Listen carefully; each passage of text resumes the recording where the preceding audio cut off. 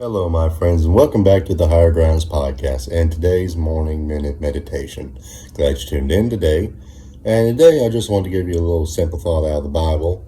Ephesians chapter number 6, Paul begins to talk to us about putting on the armor of God. And he also gives us a verse about a spiritual battle that all of us face as children of God. He said, "For we wrestle not against flesh and blood, but against principalities and powers, and against the rulers of the darkness of the world, and against spiritual wickedness in high places."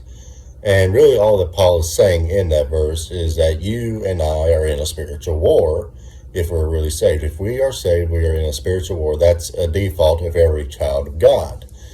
Now, that being said, there are some concepts in physical war that do not go over into spiritual war. They're quite different as far as where you're fighting, who you're fighting, what you're fighting for. There are certain things that in physical war do not carry over into spiritual war. But one of the things that does carry over, and it's what I want to talk about this morning, is the peace treaty. And what I mean by that is, if you look throughout history, through all the different wars down through time, there have been a lot of peace treaties made throughout those times.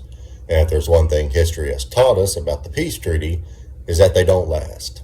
And that same thing is true in spiritual warfare. There have been a lot of Christians that try to make a peace treaty with the devil. They say, look, we'll lay low, we won't cause you any trouble, and in return, we want you not to cause us any trouble.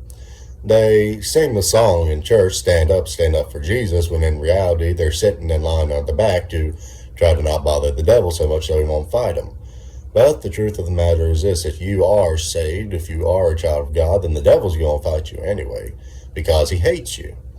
And so you can't get out of spiritual warfare if you're saved. It's something that's going to happen to you. But the good news is God said you would win it. The outcome's already decided. He said if you would trust in him, he would give you the victory over the thing. But the question of the matter is, are you willing to do what it takes to win the battle? It's been a simple thought, my friends, but I hope you have a blessed day.